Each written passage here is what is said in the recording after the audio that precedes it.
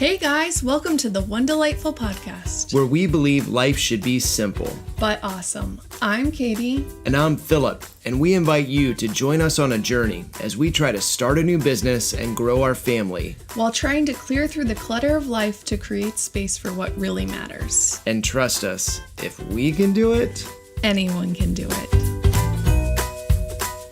On today's show, we are looking out the window at the vintage Airstream camper that we officially bought. We'll give you an update. and then we're going to have a conversation about what do you do during a season of uncertainty or unpredictability. And we will end as always with what do you recommend?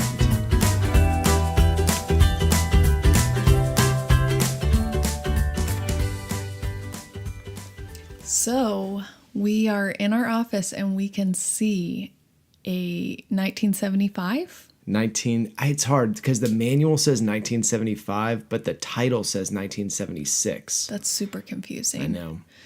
Airstream Argosy in our driveway. That's we right. did it. Oh, geez, we did it. You survived the trip. Yeah, I did. It was harrowing to say the least. Yeah, you were kind of at the end of yourself when I got some updates from you on the road. So the '03 Chevy Tahoe made it down to Stanton, Virginia fine. It took about 9 or 10 hours to get down there. But I will tell you that a 24-foot camper looks a lot longer than I thought it was going to look. And also, I think the beginning parts of the hurricane happened as I started driving back. So I was driving it back in the rain almost all the way. And it is a little bit terrifying to drive the camper on the road because when you brake, unless you go real slow, you start to skid. Oh, geez. And that's just like not a good feeling when you know you've got this big thing towing behind. And in hindsight, I think that there's like a electronic brake control that you could get for a camper that we did not have on our car. And I think that might have been part of why it was so hard to brake. But my 2 trip took about 9 hours. The return trip took 13 or 14. So by the time I pulled into the driveway, I was in bad shape. Yeah. But don't worry, Mom and Dad, if you're still listening to this podcast. Oh, that's right. Yeah. We are going to be, now I think it's kind of like, see what we have, bring it up to safety codes. That's right. So getting it back was the first step, and we did that. Right. Thank goodness. It was a little touch and go there for a few minutes. Getting turned around in the driveway. That was the next thing I was going to say, Yeah. because the last half of the trip, I was sweating bullets just thinking, how am I going to turn this thing around so to back it into the 9-foot clearance that we had for it in our driveway? Because I stayed at a friend's house in Philadelphia on the way, and we had to turn it around so that I could get out the next morning in a decent sized street and driveway. And it took us 45 minutes to figure it out. I can't believe that. So thinking about our driveway, I was like, oh no, this is not going to work out. And my Tahoe is going to be stuck on this camper forever. But in like 20 minutes, we figured out how to turn it around. So it went pretty well. That is one of the instances where I have more faith in you than you have in yourself. Yeah. Okay. So I think that process will probably get easier, though it is still a little bit scary to me. But our issue is we live on a busy street. So then, like, you have to deal with the people being frustrated that you are blocking both lanes of traffic. That's right. And it's just sort of like, what can you do? Yeah. But we made it in. Yeah. And when I got the camper, we bought it from this really nice family in Virginia that had used it for a few years. They did Thanksgiving in it every year. I feel like that's a fun fact. I looked at it, and the guy gave me a tour of it and showed me how everything worked, and I thought everything was in pretty good shape. Yeah, and I would say that was encouraging to me that you said that.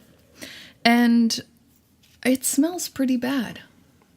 I mean, I'm like, I guess I haven't even been in an Airstream. That's the ironic thing about this whole thing. Well, and a 50-year-old one. Is it 50 years old? The 70s, yeah. Well, 40. Okay. So it's an antique, I think. Okay, so I can't count. 40 years old. So an antique vintage Airstream. But it definitely, I think that they were okay with it being a little bit stinky, and I'm just not okay with that. I don't think No, these were fine people, and I feel like you're sullying their name a little bit by saying that. I don't think that they were okay with a stinky trailer. I just think they were more rustic in their taste for camping. Yeah.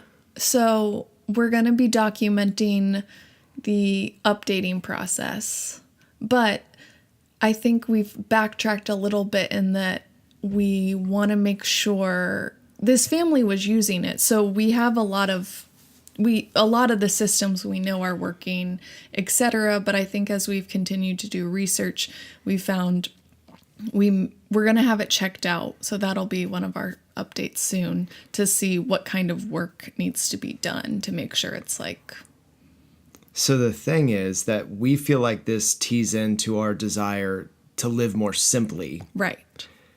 And part of it was because we're going to be Airbnb-ing our house to supplement our income. Which is actually happening. Which is starting next Saturday. We have a booking. Right. Our place went really fast, which is super encouraging. But our thought was we'd have the camper ready for our first booking.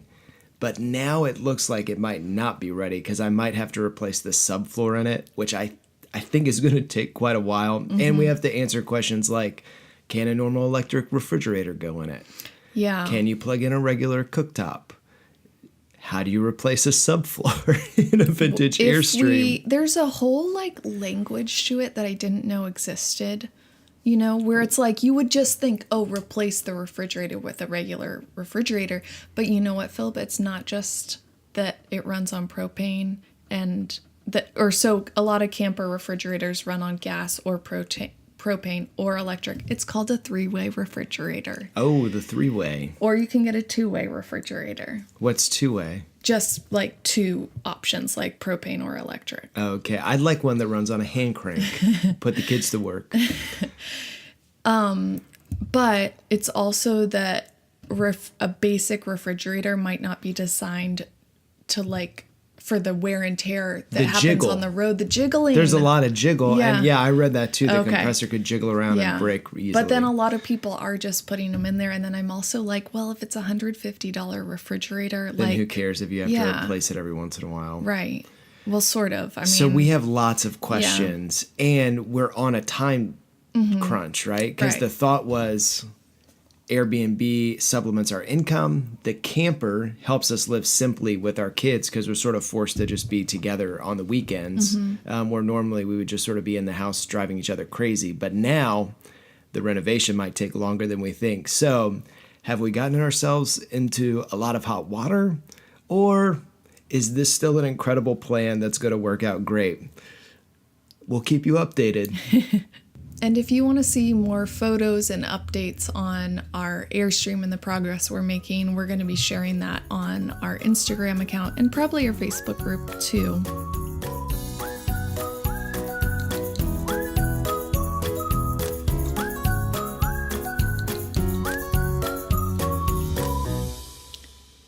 So as you guys are following along with our story in real time on this podcast, we thought we would talk a little bit today about what's it like to live in a season of uncertainty. Because as we're sharing this podcast and starting this podcast, we have a lot of transition in our lives. Yeah, I would say that we are living in a season of uncertainty. Yeah. And you could probably pick up on that too, right? Because think about all the new things we've talked about in our life. One Delightful Shop is brand new. You mean you, like them, not me. You said you can probably pick up on that, and you looked at me. Oh, yeah, I mean the plural, you, like ustedes. The listeners. Because I can pick up on it because I'm living it. But yes, if people followed along with our story at all, I think last spring we really weren't expecting to be in this, like we were kind of making plans to make a change, but we didn't know how much change we were really preparing for. Right. And it feels like things have snowballed, and a change in my work has ended up being my job changing, your job changing, because One Delightful Shop is sort of brand new, right? Yes. We have the adoption piece that's up in the air, right, that we don't know what's going to happen with.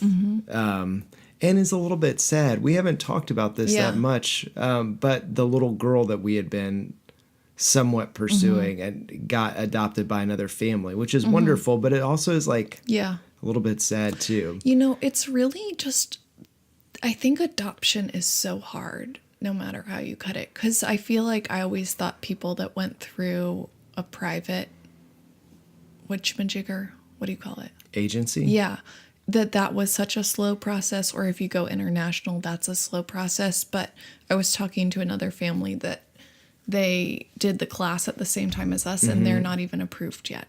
Oh, really? And so Wow. the fact that they were encouraged that we were approved, and we're like, I'm like, oh my gosh. I just want to say God bless you if you're a social worker, because I Jeez. feel like these guys are so overworked.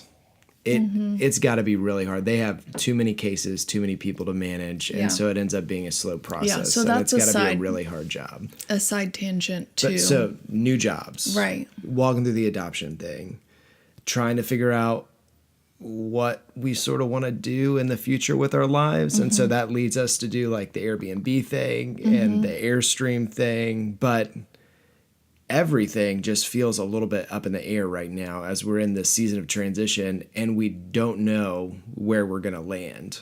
yeah.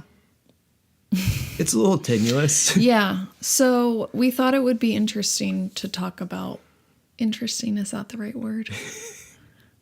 Helpful, Helpful. therapeutic for us. Yeah. Well, and I think just to like pull back the curtain a little bit and be like honest about I think it's easy for us to talk about this stuff kind of lightheartedly because we don't want it to be a really heavy podcast.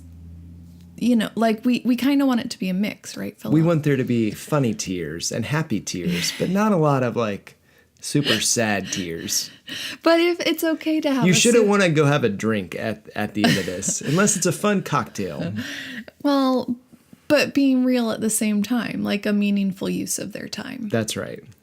So, yeah.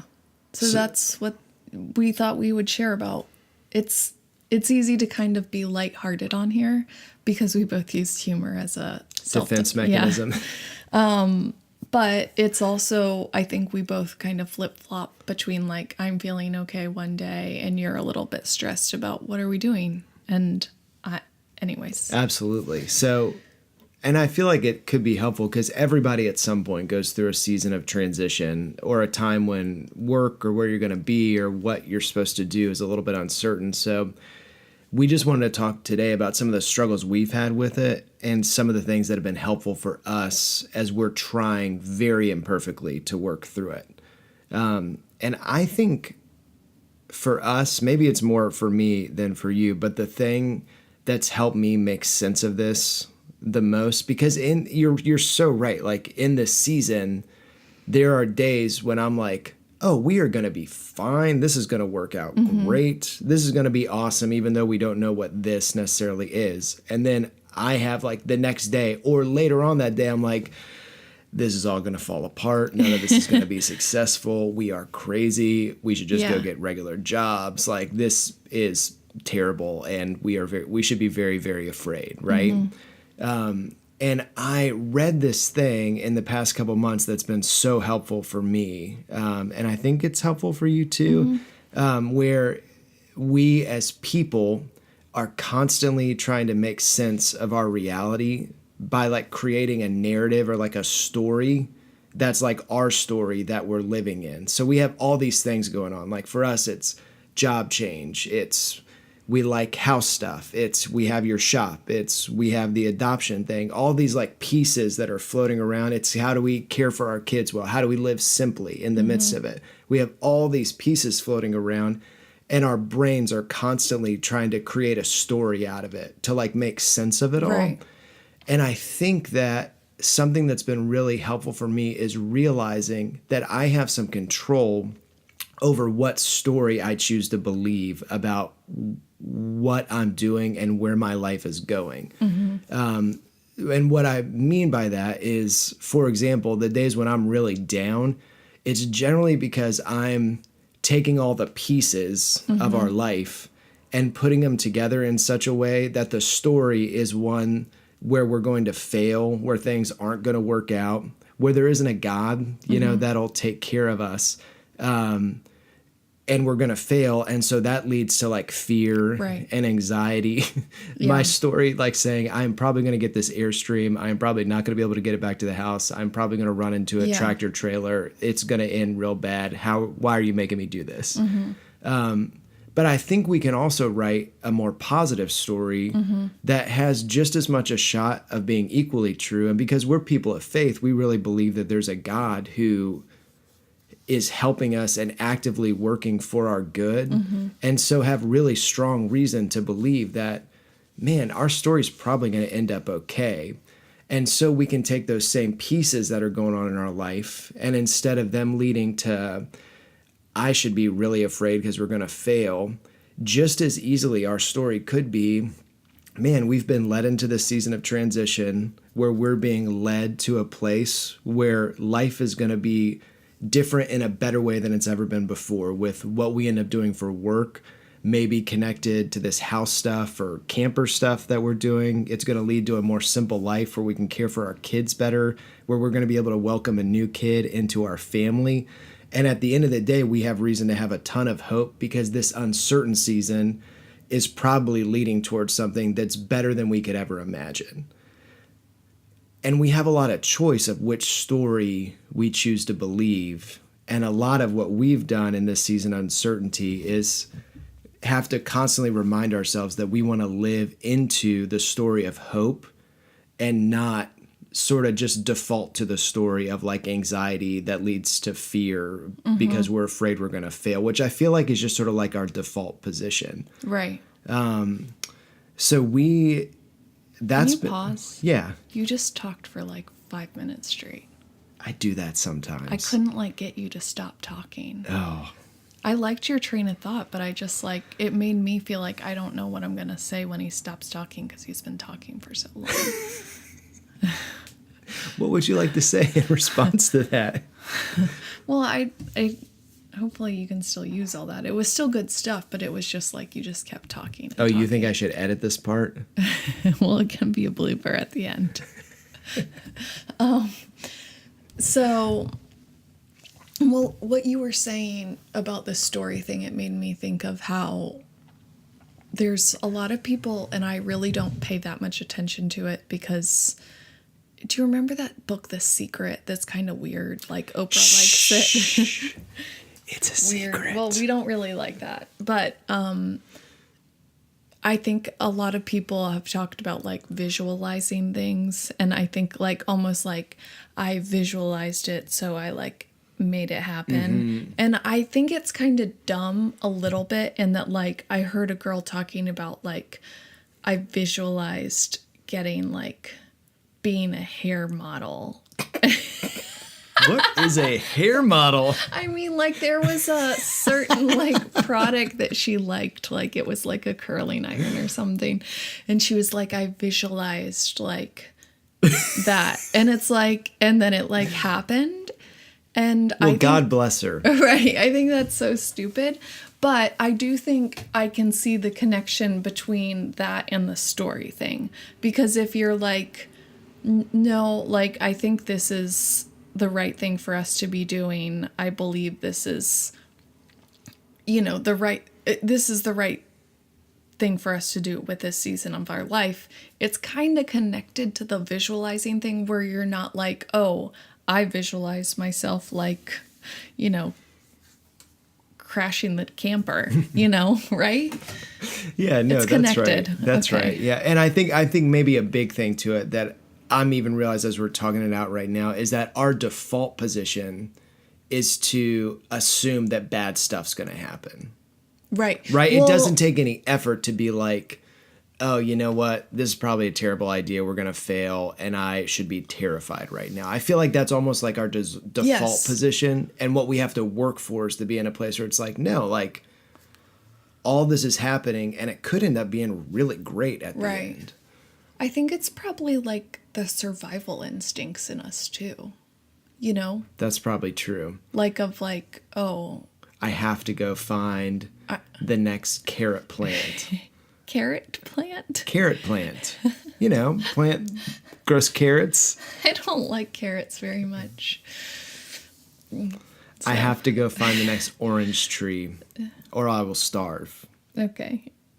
I'm assuming that these are primordial people living in like a Floridian type of environment. I wish we lived like somewhere where we could have like an avocado tree. Avocados grow on trees? No, I'm joking. I know that. Okay. I Sort of. It made me question myself. Or citrus trees. I mean, that'd be pretty sweet. Like if you had a lemon tree in your backyard. You know, Although it might collect here's a little bees. sidetrack. Grapefruit tree, right? Grapefruit should grow on a tree too. I guess. Those How do they branches have hold to up be those- very strong. Yeah, those melons. Well, grapefruit's not really melon, but you know what I mean. Anywho, It's a good point. I feel like it might be good. I hope that makes sense to you. And for us, I feel like there's a few things that help us live into more of that story of like hope for the future, and get out of thinking or being stuck in a cycle of like fear and anxiety, sort of derailing our process of getting to where we're being led. And ruining your present life. Yeah. I mean, I feel like that's a big part of it, right? Yeah. And that was kind of one of our things that we were thinking was if you are so, if you or if we are so consumed with how is this all going to play out, it totally steals the joy of the present life. Right? So, for example, for us, I'm doing less of the work that I was doing before. So we have flexibility a couple days a week that we haven't ever had before. And if there are definitely times where we're like, oh no, how are we going to make money? This is terrible. We got to work real hard. And so we miss the opportunity that we have with this flexibility to go walk on the beach or be home and just hang out with our kids when they get home in the afternoon, because we're afraid that everything's going to fall apart. So we have to like very like anally work really hard to try to make money, even though we probably could take it a little more easy and just enjoy the present. But the fear sort of robs us of being able to enjoy the present. Right. I feel like life is always a mix of like trying to figure out when do I need to work really hard and figure this out, and when do I need to like, you know? And I would say our parameters that we kind of set for ourselves with this season, remember, with when we're gonna be with the kids and be present, kind of helps to guide that some too. That's right. Because we know that on Sunday we're not gonna do work. We might do like, I might do like a design house thing, But you enjoy it. because It's I restful. enjoy it. Yeah. Because there's a piece of it too where we're still all in on, we're hoping that the end of this is going to be a simpler life that's decluttered, less busy, less overwhelming. But what we're finding is we thought having less work with the jobs that we had was going to automatically create this space. Right. But fear robs you of that space. But like hope connected with like, this could turn out all right, frees you up to be able to enjoy the present quite a bit more. So for 3:30 to 5, 7 to 9 on Sundays, to disconnect and be able to just enjoy each other and our family. Yeah. So we thought too, having people that know you well, that you respect, and maybe like aligns with your beliefs, speak into your life and maybe affirm you're doing the right thing. Right? Yeah, that's right. 'Cause So I feel like there's a piece of it where when you're in a season of uncertainty, it's a lot easier for you to be fearful Right. about how it's going to turn out. But someone else that's looking from the outside in has a lot easier time saying, oh no, you guys are going to be fine. Right. I mean, I think we see that as true, right? Like Yeah. we have friends that are about to get married. And I think it would be easy for them to stress over, well, what is, where are we going to live? What's the next, where are we going to be in the next year, et cetera, stuff like that. But I think thinking about us and thinking about like, oh, how fun was the first year of marriage? Right. How fun and hard, but how fun it was. And we didn't have kids yet. And, like you had a lot more freedom And so we look so at them you from would the miss outside, out. right? Yeah. And are like, you are two very sharp people that are Right. going to be fine. Like, you're Right. not going to have any problem finding work. You're going to figure out a place to live, and you should be able to just really enjoy Right. this season. But that's never how you feel when Right. you're the one experiencing the uncertainty or transition. Yeah. And I feel like it's the same for us, right? Because even we were eating dinner with good friends a couple months ago when we first started talking about maybe renovating a house or something like that. And both of us were like, how are we going to do this? Can we do this? Right. Oh, no. Like, is this a terrible idea? Right. Why are we even thinking about this? This is dumb. And then we went and talked to friends who said, oh, you guys have done a great job with every house that you've ever owned, and you've always turned it around and done pretty well with it. You're Yeah. the perfect people to do something like this, And my parents didn't think we were crazy. which that says something. That says something. They might now, though. Yeah, they might now. Now that they know about the camper. Yeah. And I feel like the last little tidbit that has been helpful for us that might be helpful for you and how to cope with a time of uncertainty, or how to like choose to live into that story of hope instead of the story of fear, is sometimes it's a little bit counterintuitive, but I feel like sometimes it Katie is sniffing essential oils. And it's making me lose my train of focus. Oh, I Sorry. thought it smelled like black licorice. That's this one. Oh, I see. Yeah, that's peppermint. A little essential oil advertisement. Yeah. But this seems a little bit counterintuitive. Okay, you got to stop smelling the essential oils. Go on. I think it could be helpful sometimes to play out what's the worst case scenario. And sometimes that can give you the freedom to maybe take a little bit more risk or have a little bit more hope than you have if you don't do that. Like for us, I feel like worst case scenario, Airbnb doesn't work. This camper ends up being a money pit. We adopt a kid, and adopting this child just like turns our life upside down with medical appointments or whatever. I mean, you know what I mean? Just like sort of turns our life upside down. Now you're scaring me. And none of our stuff works out financially that we're trying. Worst case scenario, I'm going to have a master's degree. You have a lot of marketable skills. And I'm sure that we would be able to go out and find a job that pays decently well where we're covering our living expenses and health insurance. You know what I mean? Like worst case scenario, we sort of go back to having to work a more normal schedule and figuring life out. Yeah. That's not really all that bad. Right. And that takes a lot of the edge off of the fear of like, what happens if this doesn't work or fall apart? When it's Right. just this nebulous worst case scenario blob that you haven't really thought out. Right. It's a lot bigger and scary than if you just play it out. And for us, realize, you know, worst case scenario isn't really that bad. So we're able to take a few more risks knowing that the fallback, we're still going to be okay. Yeah, because it's not like a blind risk either. Right. And I don't think that means that there's not times that in life that you are taking somewhat of a, you know, a leap, right? Where mean- you don't really know. Because, I mean, in some ways we don't really know, but we, you know, how all of our entrepreneur ventures are going to all turn out. But it was somewhat calculated of a risk in that we, you know, like we had financial cushion to be like, okay, this is our backup plan, and this, you know, this is how we'll pay our mortgage. And these are things in the past that makes us think that we could do this. Right. It's not just like, Right. hey, we're going to go open up a Qdoba. Right. Right. I don't know why that's the thing that I Yeah, thought that's about. kind of random.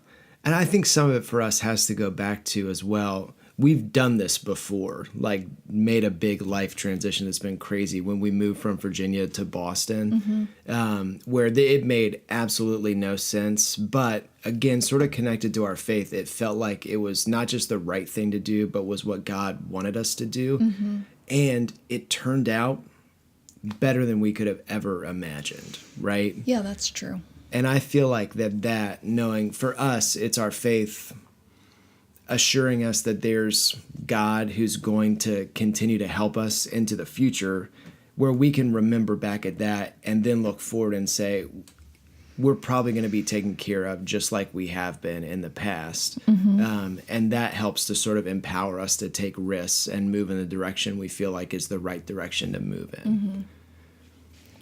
So I feel like this is a dare to dream, dare to live the life you imagined. I dare you to move. I feel like you to move. But I do think there's a lot of, I think that so this is kind of addressing the idea of how do you handle the season of uncertainty, but I also feel like there's people that it's like, oh, I really like wish I could do this thing. And it's kind of like, maybe look at worst case scenario and maybe it is possible, you know?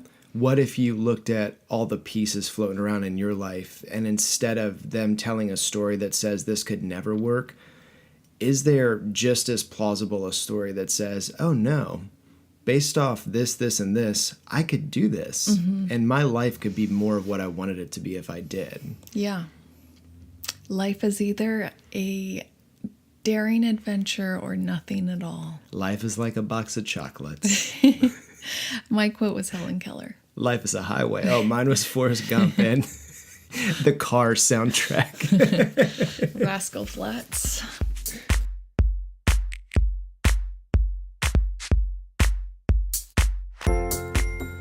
We're going to end today's show with What Do You Recommend, where we make a recommendation of something that we like in the world.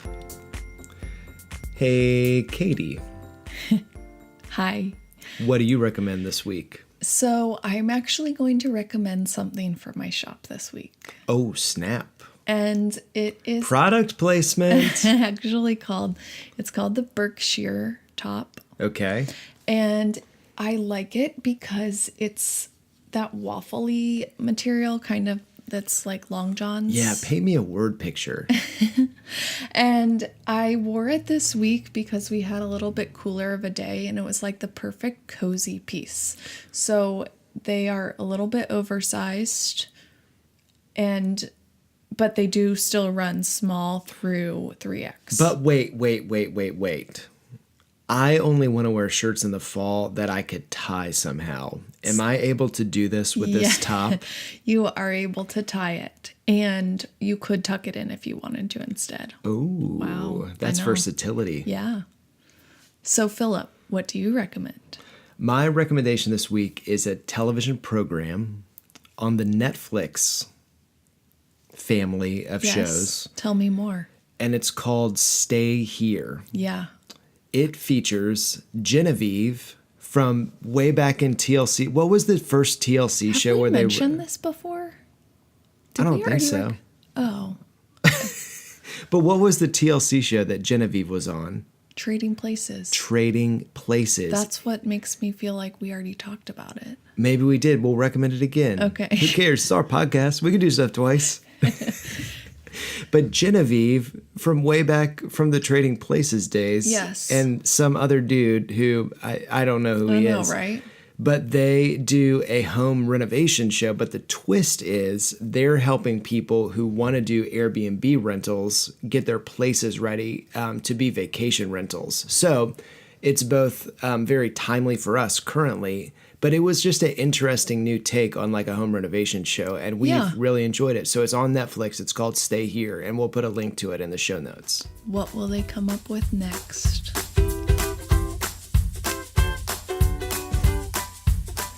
That's going to do it for this week's episode of One Delightful Podcast. If you want to connect with us out of the show, you can find us on Instagram at One Delightful Shop or Facebook, One Delightful Shop also, or even email us at onedelightfulshop@gmail.com. Wow, you really streamlined the naming of all those things. I need one thing. For links to anything that we talked about in the show, make sure and check out the show notes. And we would love it if you would leave us a rating and review on iTunes. That helps so many more people hear about our Airstream camper. And if you would like to support us, or if you like this podcast, we're putting a link in the show notes for Amazon. So basically, if you buy anything from Amazon using our link, it helps to support us, our family, but it does not cost you any money. Wow. That's Stick a win-win. it to the man. Stick it to the man. I don't know if that actually sticks it to the man. It sticks it to the Amazon man. We'll see you next week.